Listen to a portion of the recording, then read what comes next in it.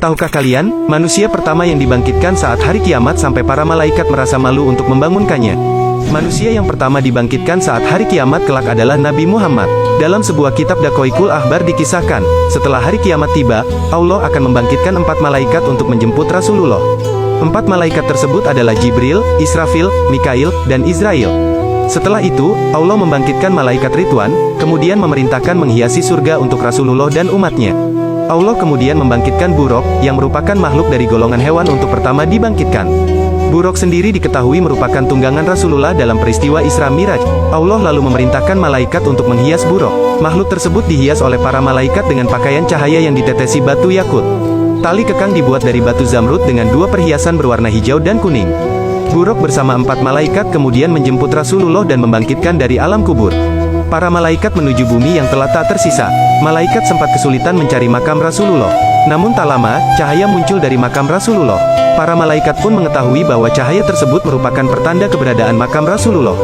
Para malaikat langsung menuju makam Rasulullah. Malaikat Jibril lalu memerintahkan malaikat Israfil untuk menyeru kepada Rasulullah dan membangkitkannya. Meski hal tersebut merupakan tugasnya, malaikat Israfil enggan melakukannya. Malaikat Israfil justru meminta malaikat Jibril untuk menyeru kepada Rasulullah. Malaikat Jibril pun merasa malu, sehingga tugas tersebut kemudian dilimpahkan kepada malaikat Mikail. Namun saat malaikat Mikail menyeru kepada Rasulullah untuk bangkit dari kubur, Rasulullah tidak bangkit dari kuburnya. Para malaikat pun meminta kepada malaikat Israel.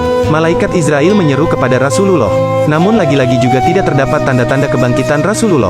Malaikat Israfil kemudian mencoba menyerunya, tapi juga tidak berhasil. Kemudian malaikat Israel menyerunya dengan berbeda. Wahai ruh yang baik, berdirilah untuk memutuskan hari keputusan, hari diperhitungkan amal perbuatan, dan hari ditampakkannya amal perbuatan kepada Zat yang Maha Pengasih.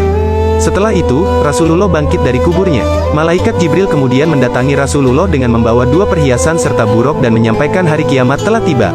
Mengetahui hal tersebut, Rasulullah gelisah dan menanyakan umatnya. Israfil kemudian menjawab pertanyaan Rasulullah. Demi kemuliaan Tuhanku, wahai Nabi Muhammad, aku masih belum meniup sangkakala kebangkitan sebelum kebangkitanmu.